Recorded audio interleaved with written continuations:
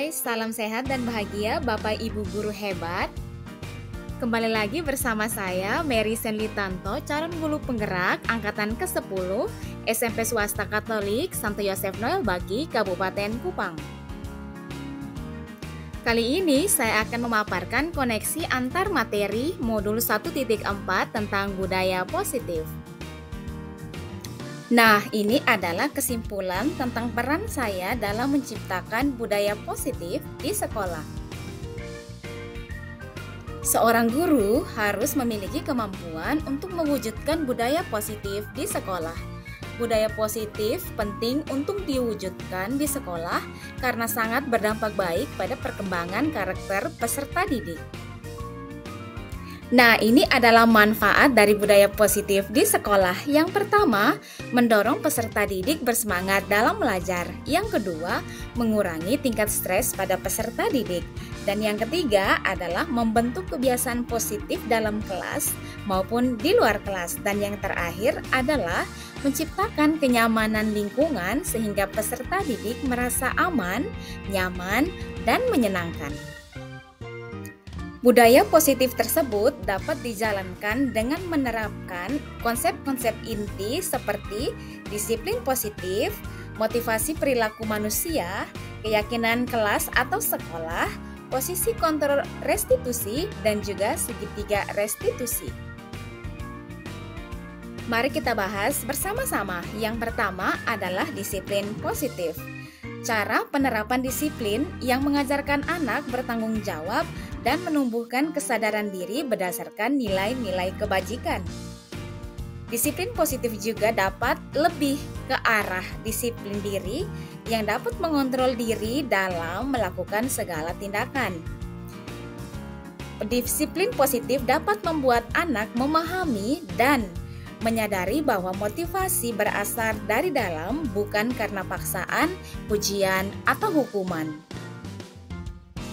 Yang kedua adalah motivasi perilaku manusia untuk menghindari ketidaknyamanan atau hukuman, untuk menjadi orang yang mereka inginkan dan menghargai diri sendiri dengan nilai yang mereka punya, dan untuk mendapatkan imbalan atau penghargaan dari orang lain. Yang ketiga adalah keyakinan sekolah atau kelas. Guru berperan dalam mewujudkan terbentuknya keyakinan sekolah atau kelas dengan adanya kesepakatan guru dan peserta didik. Keyakinan sekolah atau kelas berupa pernyataan universal yang mudah diingat, dipahami, dan harus diterapkan di lingkungan sekolah. Yang keempat adalah posisi kontrol restitusi. Ada 5 posisi kontrol guru dalam menangani masalah peserta didik. Yang pertama, sebagai penghukum. Yang kedua adalah sebagai pembuat rasa bersalah. Dan yang ketiga adalah sebagai teman. Dan yang keempat, pemantau. Dan yang terakhir adalah manajer. Pada akhirnya, guru diharapkan atau diwajibkan untuk menjadi seorang manajer dalam menangani kasus peserta didik di sekolah sehingga dapat menumbuhkan karakter positif bagi peserta didik.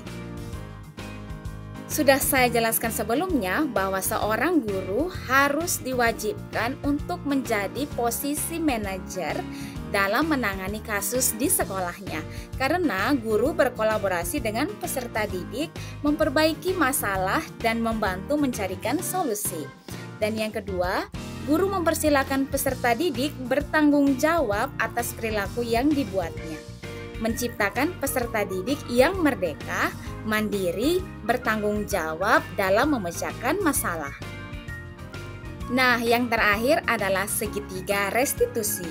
Guru berperan sebagai manajer dalam menyelesaikan masalah dengan melalui 3 tahap. Yang pertama adalah menstabilkan identitas, validasi tindakan yang salah, dan menanyakan keyakinan. Tujuannya adalah menghasilkan anak yang mandiri dan bertanggung jawab. Lalu, apa kaitan budaya positif dengan filosofi Ki Hajar Dewantara, nilai dan peran guru penggerak, dan visi guru penggerak?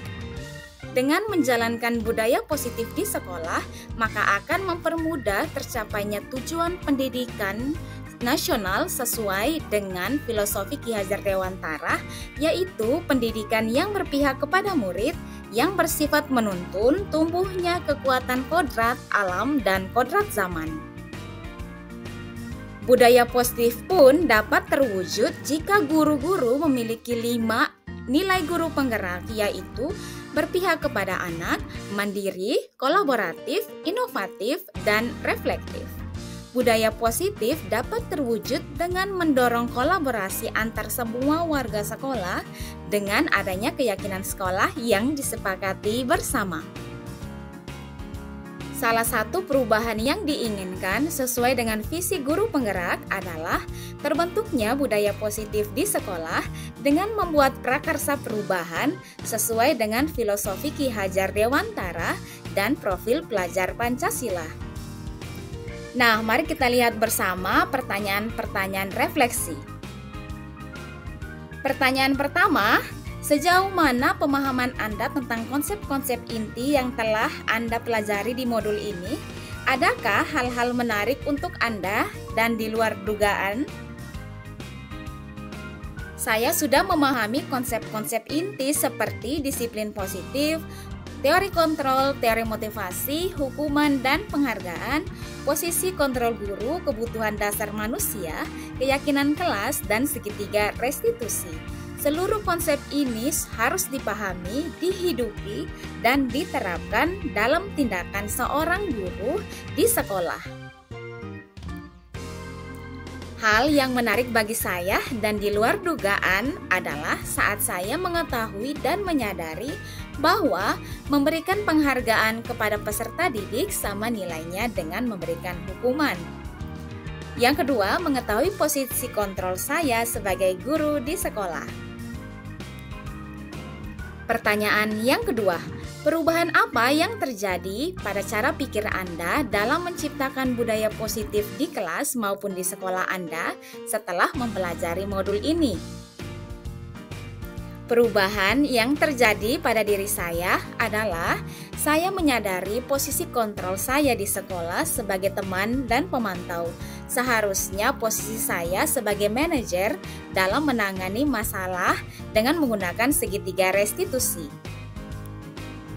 Pertanyaan yang ketiga, pengalaman seperti apakah yang pernah Anda alami terkait penerapan konsep-konsep inti dalam modul budaya positif, baik di lingkup kelas maupun di sekolah Anda? Saya menangani peserta didik yang sering datang terlambat ke sekolah menggunakan segitiga restitusi. Saya senang berkolaborasi dengan peserta didik, menganalisis kebutuhan mereka, membantu menyelesaikan masalah, dan mencarikan solusi dengan bijak. Pertanyaan yang kelima, bagaimana perasaan Anda ketika mengalami hal-hal tersebut? Saya merasa bahagia dan termotivasi untuk terus memperbaiki diri sesuai dengan nilai-nilai budaya positif di sekolah. Pertanyaan yang keenam, menurut Anda terkait pengalaman dalam penerapan konsep-konsep tersebut, hal apa sajakah yang sudah baik? Adakah yang perlu diperbaiki? Hal yang sudah baik adalah peserta didik mulai menyadari dan melaksanakan budaya positif sesuai dengan nilai kebajikan yang diyakini. Hal yang perlu diperbaiki adalah guru harus memposisikan dirinya sebagai manajer dalam menangani masalah di sekolah. Pertanyaan yang ketujuh, sebelum mempelajari modul ini, ketika berinteraksi dengan murid, berdasarkan 5 posisi kontrol, posisi manakah yang paling sering Anda pakai dan bagaimana perasaan Anda saat itu? Setelah mempelajari modul ini, posisi apa yang Anda pakai dan bagaimana perasaan Anda sekarang? Apa bedanya? Sebelum mempelajari modul ini, posisi saya di sekolah adalah sebagai teman dan pemantau. Perasaan saya saat itu adalah merasa bersalah karena membuat peserta didik merasa kecewa dan tetap memiliki rasa bersalah dan memberikan konsekuensi jika membuat salah. Setelah saya mempelajari modul ini, saya menyadari bahwa saya harus berada di posisi manajer dalam menangani masalah di sekolah. Saya senang berada di posisi ini karena saya makin bijak dalam bersikap. Perbedaan yang saya rasakan adalah peserta merasa merdeka, mandiri, dan semakin bertanggung jawab dalam memperbaiki masalah. Pertanyaan yang ke-8. Sebelum mempelajari modul ini, pernahkah Anda menerapkan segitiga restitusi ketika menghadapi permasalahan murid Anda? Jika iya, tahap mana yang Anda praktekkan dan bagaimana Anda mempraktekannya? Sebelum mempelajari modul ini, saya tidak menerapkan segitiga restitusi di sekolah. Selama ini, saya hanya fokus memberikan hukuman atau konsekuensi kepada peserta didik tanpa menstabilkan identitas, validasi tindakan yang salah, apalagi menanyakan keyakinan. Pertanyaan yang ke-9. Selain konsep-konsep yang disampaikan dalam modul ini, adakah hal-hal lain yang menurut Anda penting untuk dipelajari dalam proses menciptakan budaya positif baik di lingkungan kelas maupun di sekolah? Hal baik yang perlu dipelajari dalam proses menciptakan budaya sekolah adalah melibatkan orang tua. Di rumah pun perlu diterapkan budaya positif sehingga dapat menjadi suatu kebiasaan baik berada di lingkungan sekolah maupun di lingkungan masyarakat.